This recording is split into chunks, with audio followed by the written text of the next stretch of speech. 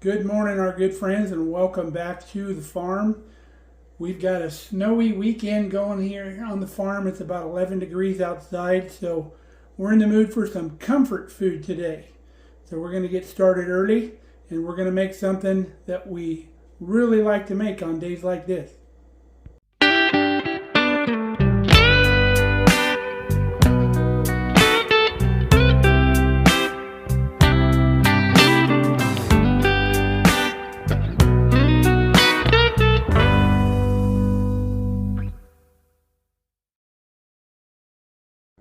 So what we are going to make today is Kellys Auntie Marge's Sunday gravy. Now, most people hear the word gravy and think of like biscuits and gravy, but in the Italian heritage, the sauce that you would make all day like on a Sunday, they call it gravy. So we're going to get into this. This comes from Kelly's family. Her Aunt Marge lived in Illinois. And when we were there, last time we visited, we were able to visit with her and her husband, George. They have both since passed away. So we're going to do this as kind of a tribute to them, and we'll put this thing together. So Kelly has done this on a wall to tribute to both of our dads who are now gone. Auntie Marge was on Kelly's dad's side. This is Kelly's dad over here on the left. His name was Joe. Wish I could have met him. From what I've heard, we would have got along famously. But Auntie Marge was Joe's sister. So when we were there visiting, Kelly's brother Vince went with us. We went and spent most of the day with Auntie Marge and Uncle George. And it was a real pleasure talking to him. Uncle George had that Italian accent, like forget about it kind of thing. It was so cool. I love hearing that. And in the family history, I guess Kelly's grandpa actually did business with Al Capone because they lived in a suburb there of Chicago. And Kelly's grandfather had a furniture store, and the story is that he sold some furniture to Al Capone back in the day. But loved hearing the old stories. And Grandma Marge made her Sunday gravy that day. And it was really, really good. And I kind of talked her out of the recipe, but I mean, I didn't have to talk her out of it. But the older people that cook, as you well know, they don't measure anything. So she didn't have like a written recipe. But she went through the process and she told me what the ingredients were. And being around the stove for a long time, I can figure out by the ingredients how much you need of everything. So I came home and tried to duplicate it and did pretty good. I think I nailed it on the first try. So let's get started.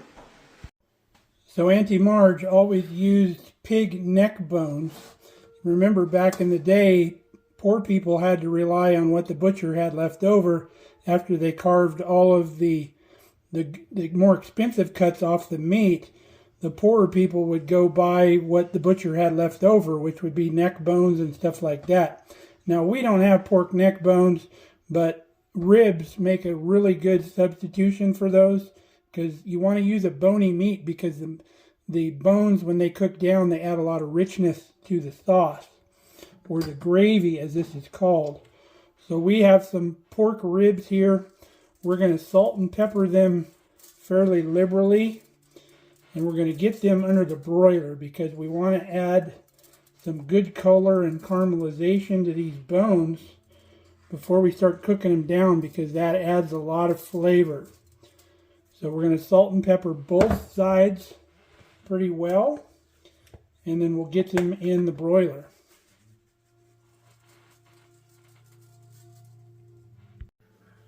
So you want about 3 pounds of meat to start with, meat and bone.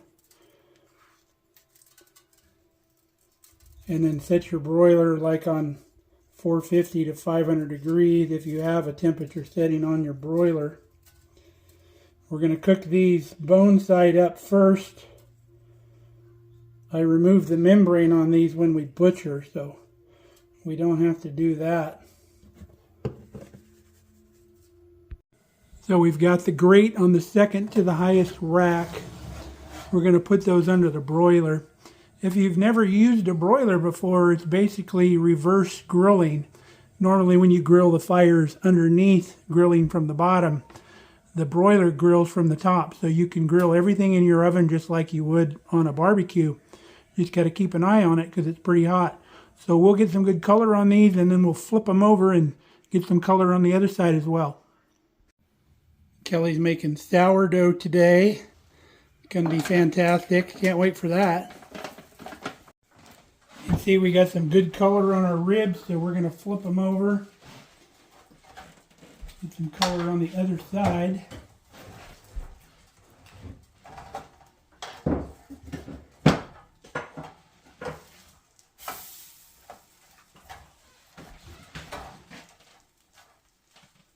And I like doing these in a broiler pan because we're going to use that rendered fat for something here in a minute.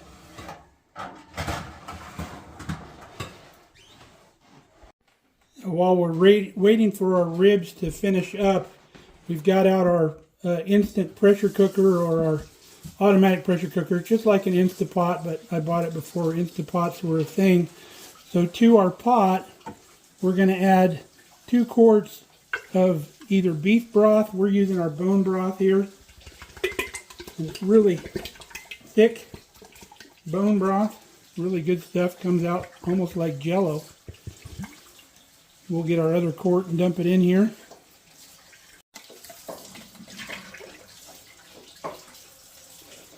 We'll get that heating. So as you can see, we got some really good color on our ribs here. So we're going to get those put into our pressure cooker here. Now Auntie Marge did not use a pressure cooker. She cooked her sauce on the stove all day long, simmering that. But with modern technology and a little know-how, we can get that all day goodness, get this meat tenderized up in our little Instapot thing here in only about 90 minutes. So we'll get the lid on this thing. I've already got it started. We'll get this pot going. Now meanwhile, in our big Dutch oven here, we're going to take all of our meat drippings and dump those in there, because we're going to use that fat to saute a little bit. So into our pan drippings, we're putting 1 large onion all chopped up. Now if you didn't have a pressure cooker, you would do everything right in this pot. After you brown the meat, you could actually brown it in the pot too, and then pull the meat out, and with the fat in the pot, you would put your veg in there, cook it down, deglaze with the beef stock, and then throw your meat in and all the rest of your ingredients, and just cook it all day in this pot at a simmer. But we're going to kind of jumpstart things, like I said. So we'll get the onions going, and we'll start adding some other stuff. You can see we've got some color on our pot. We've got some color on our onions. So here at the last minute, we're going to throw the equivalent of about 4 cloves of garlic, all chopped up, minced up. You can use crushed garlic. We're just going to wake that garlic up a little bit. We don't want to burn it. Now next thing we're going to go in with our tomatoes. Now normally this sauce calls for 2 15-ounce cans of tomato sauce and 2 15-ounce cans of tomato paste. Well, one of our recipes of tomatoes is fairly thick, similar to tomato paste, and our other one is a little bit thicker than tomato sauce, and it has actual tomatoes in it. So that's what we're going to use.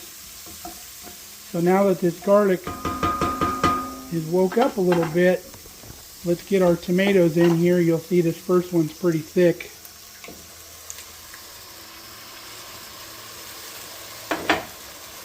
And then our other quart.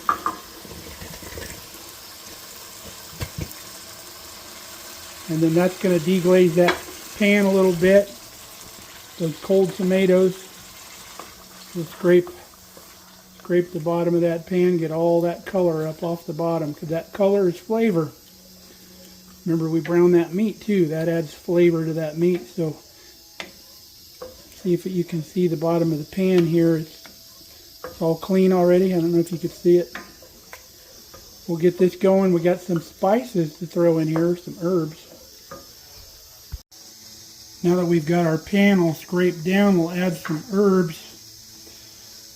First one is oregano. We're going to add about a teaspoon of dry oregano. And then also a teaspoon of Italian seasoning.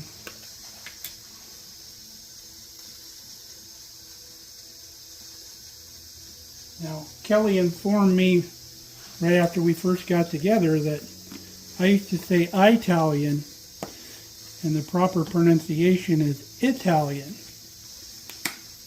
So we'll get these herbs stirred in here now.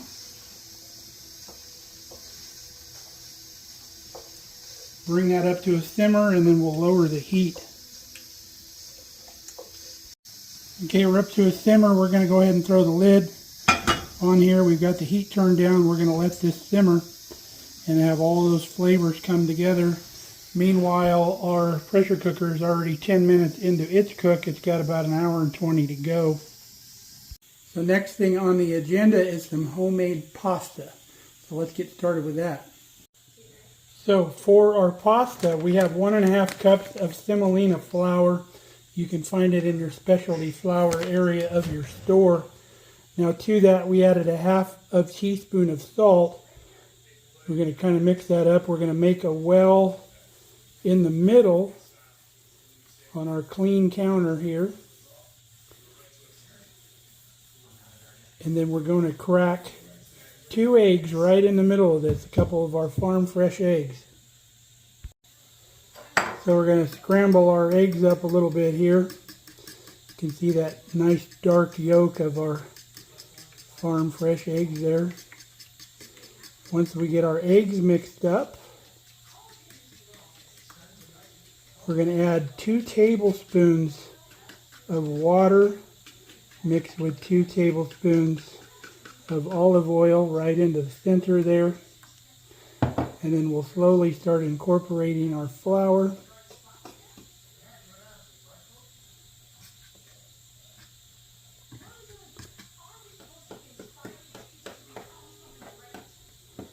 We'll come back when it's together. We'll start kneading this around.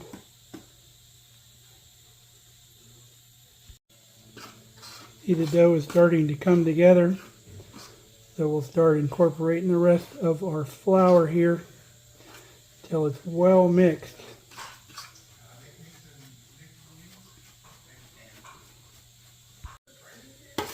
Got our dough scraper now, which is the best tool for combining this.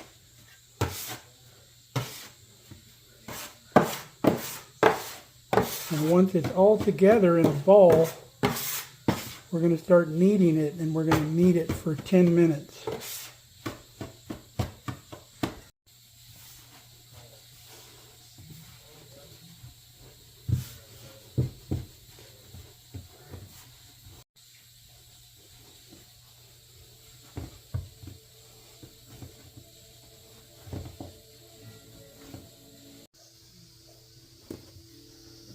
All right, we're about 8 minutes in. If you start getting like little dry cracked edges on your dough, take a little water and just sprinkle a little water on top. Like that. That'll take care of that. You don't want to add a lot, just you don't want the outside to be dry and cracking. Okay, there's our noodle dough there, or whatever you want to call it. We're going to wrap this in plastic and let it sit for 20 minutes here on the counter. Alright, snug as a bug in a rug. That's going to let all that moisture and everything equalize in there and let the dough rest. Meanwhile, our sauce is simmering away. Don't worry about those little black bits. Those were on the broiler pan from the meat. We're not burning anything. But the oregano and Italian seasoning has really woke up in here. You can smell it. The kitchen smells amazing right now. We'll get the lid back on this. We've got about 45 minutes left on our meat. And then we'll start getting this going, and then we'll make our pasta. All right, we're ready to do our pasta. We got our pasta roller out. I bought this thing like 8 years ago and haven't used it. This will be the first time we're using it. So we've got it set on the widest setting here. We're going to take our dough. We're going to cut it probably in half. Start running it through here. We got to add a little flour every now and then to keep things from sticking.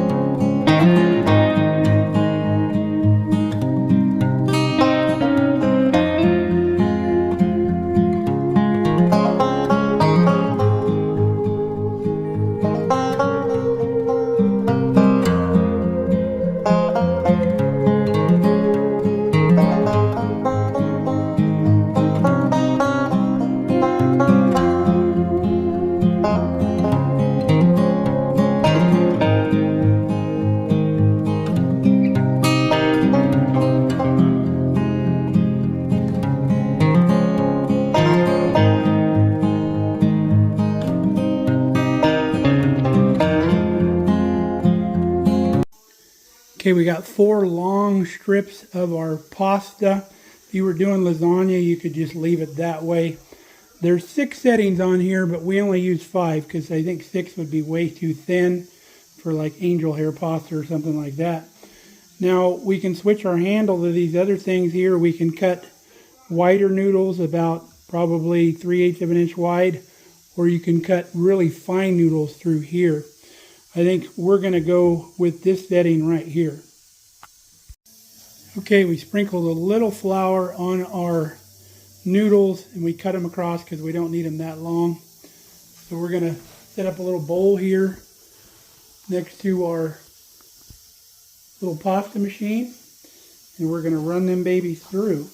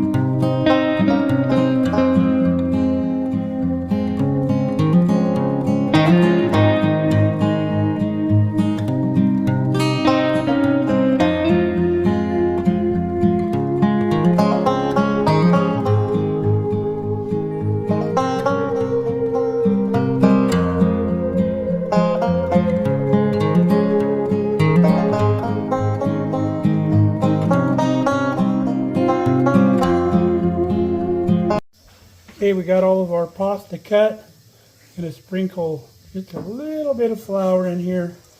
Kind of toss our pasta to keep it from sticking together. Beautiful pasta.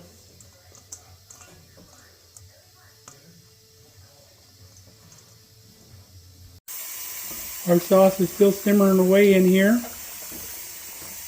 Smells wonderful. I'm blowing the steam off of our pressure cooker. I only ran it 1 hour. It's probably fine because those are thinner cuts of meat. So we'll get this thing opened up once it's vented, and we'll start pulling the meat out of the pot. Got one of our ribs out. We'll see if it's done. Yeah, it looks like it. Got all our bones pulled out of our ribs. So now we're going to get a ladle. We're going to take some of this goodness here. See, our sauce is really thick. We're going to put our broth into our sauce.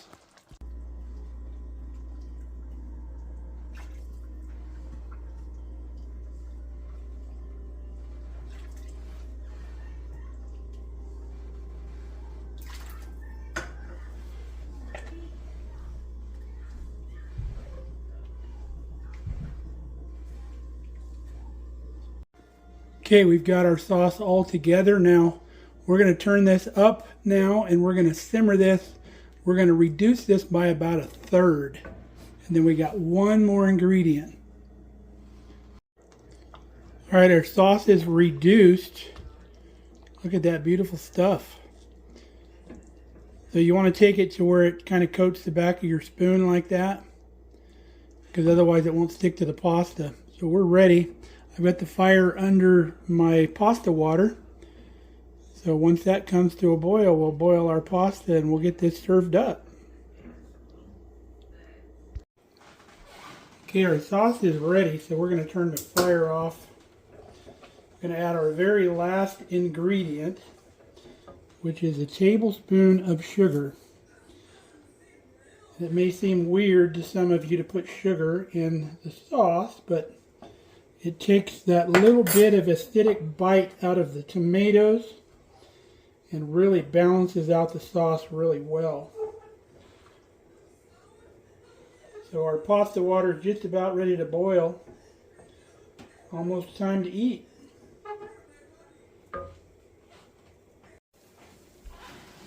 Pasta water is ready, so in goes the pasta.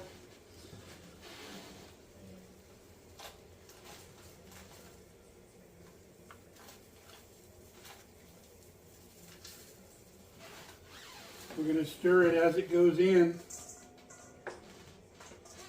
It's only going to take about 3 to 4 minutes to cook this fresh pasta.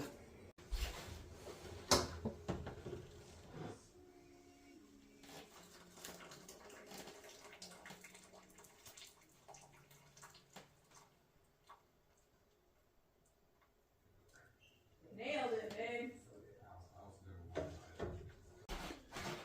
Okay, we got our pasta here. So we're going to go in with some of our meat on top of our pasta.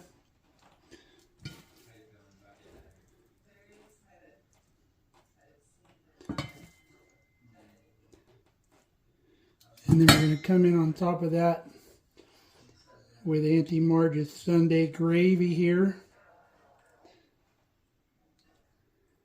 Wow, doesn't that look crazy good?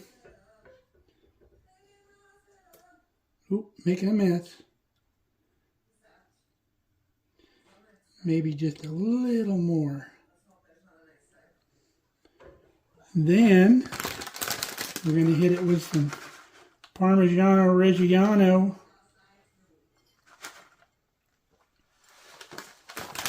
Look at that. Gonna be crazy good. Now the true test is Kelly. She knows what her Auntie Marge's Sunday gravy tastes like. What are you thinking, babes? I think you nailed it. Nice. Kelly and I both had to tap out. Couldn't finish our meals since we've been on a diet. We can't eat as much. We get full quick. We've also got enough of Auntie Marge's gravy left to freeze, so we got it in our freezer molds. So we'll get this stuff packaged up, get it in the fridge, and we've got a whole another meal or two here. Well, using the pressure cooker, we got an 8-hour recipe down to about 4 hours, which is a lot more convenient. If you're interested in the recipe, I'll show it to you right now. You can screenshot it or do whatever you want to do.